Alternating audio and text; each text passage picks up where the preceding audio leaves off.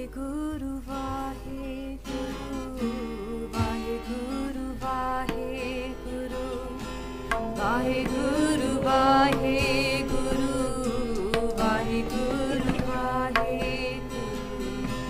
Vaheguru, Vaheguru,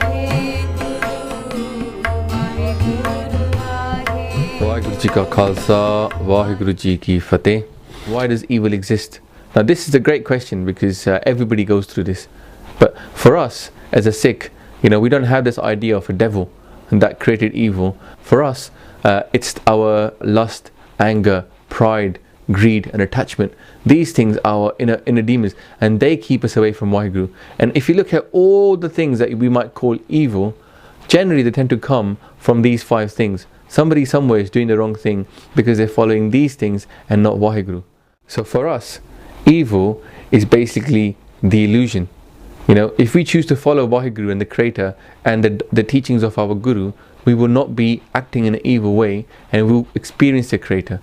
If we choose to follow the illusion, which isn't true, which isn't permanent, and it's going to fade away, then at that point we'll end up going down the evil path, whatever you want to call that evil. Why did Vaheguru create this illusion where we follow these 5 things as real, more real than our Creator?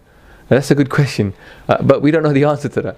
The Creator makes this rachana, this world. We're basically players within that play. Now, in this case, Vaheguru is supremely powerful and also supremely just and supremely loving. So, we don't understand the big picture. However, we can trust that Vaheguru is very loving because we can experience that Vaheguru and experience that love. So this is nothing bad that's happening to us. It's nothing bad that's imposed upon us. We are part of that one. We chose this game ourselves. As a one, we chose to spread into many. And those many are lost and confused about who they are. And then they realize who they are. We're part of that one. Also, since Vaheguru created this illusion, he also sends us teachers to teach us how to get out of that illusion.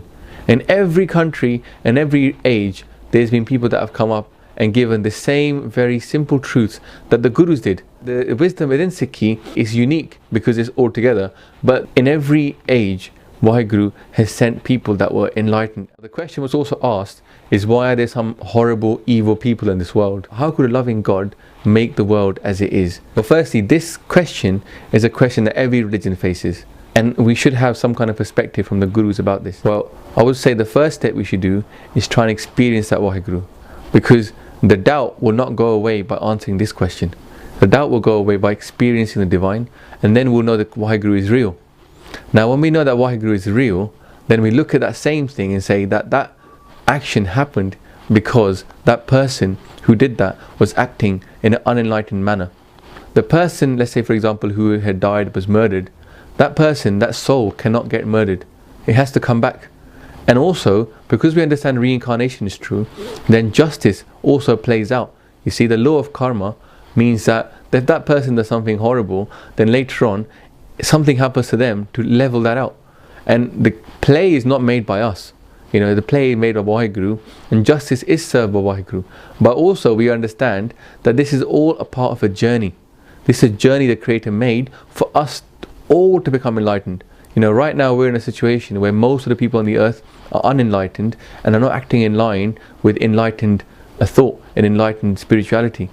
But in time, everybody will become enlightened. You see, it's a cycle. And so we believe that at the moment we're in Kal Yuga, and then at some point it will be Satyug. And our job as a Sikh is to basically bring about that Satyug, is to enlighten people. And that stuff won't happen anymore. But for that to happen, each of us needs to be enlightened first. So if you want to go and solve that problem, experience the Creator, experience how great the Creator is first, and then you'll be able to go and tell other people, this stuff is true. I'm not lying, I know. And let me show you how.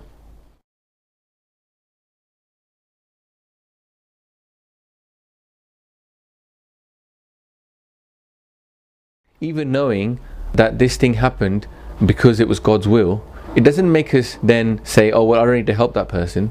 That's not a compassionate way of behaving. If you want to live in a God-orientated way, in a Vaheguru-orientated way, then compassion is very key. But as Guru tells us that righteousness is born from compassion.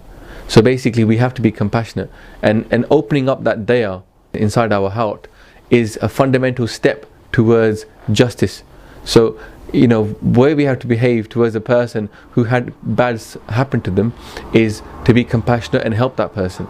But also to the person who did bad, and we have a job there as well to deliver justice and to have a society which delivers justice to that person without being scared and thinking, oh, well, we're not God. God will give justice. Well, we don't have to do anything to the person. That's kind of like a defeatist way of looking at the world.